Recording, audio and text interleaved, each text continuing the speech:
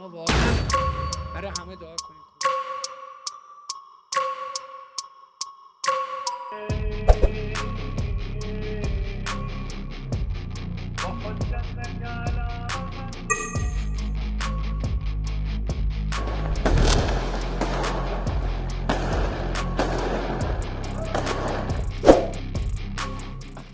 에브라힘 라이시 이란 대통령이 탔던 헬기 잔해를 발견하는 순간 큰 소리로 위치를 알리는 수색대원.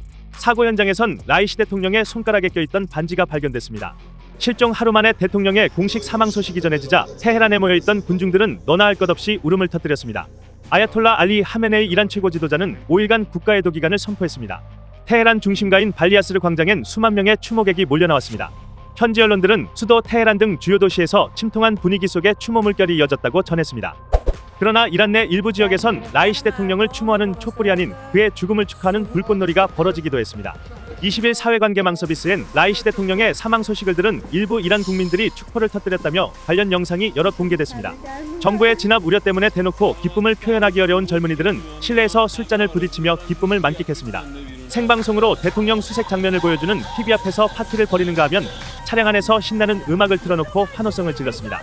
독일과 덴마크 등 유럽에 거주하는 일부 이란인들은 거리로 몰려나와 축배를 들며 기뻐했습니다. 라이시 대통령은 테헤란의 도살자로 불리는 강경보수 지도자였습니다. 지난 2022년 20대 여성 마흐사 아미니가 히잡을 제대로 착용하지 않았다는 이유로 경찰에 체포된 뒤 의문사하면서 반정부 시위가 촉발되자 이를 유혈 진압하면서 이러한 별명이 붙었습니다. 당시 이란 정부의 강경 진압으로 551명이 숨지고 1,500명 넘는 시민이 체포됐죠.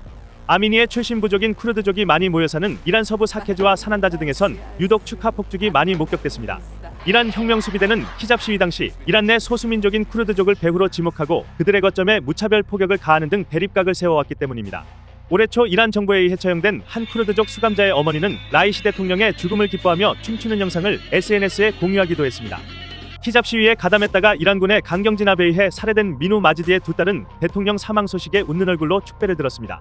당연히 히잡을 착용하지 않은 모습이었습니다. 익명을 요구한 한 이란인은 영국 스카이뉴스와의 인터뷰에서 지난 5년 동안 나를 진정으로 행복하게 만든 유일한 일은 라이시 대통령의 사망 소식뿐이었다고 말했습니다.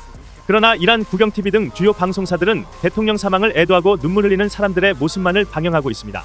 한 블로거는 테헤란 시내에 나가 불꽃놀이는 없다, 가짜뉴스에 속지 말라고 전했지만 그가 서 있는 현장은 대통령의 죽음을 애도하는 추모 집회 현장이어서 누리꾼들의 문매를 맞기도 했습니다. 저항의 축으로 이란을 따르는 중동 시아 파국가들이 일제히 애도의 메시지를 보내고 있는 가운데 정작 이란 내부에서 반정부 움직임이 꿈틀대자 이란 정부는 촉각을 곤두세우고 있습니다.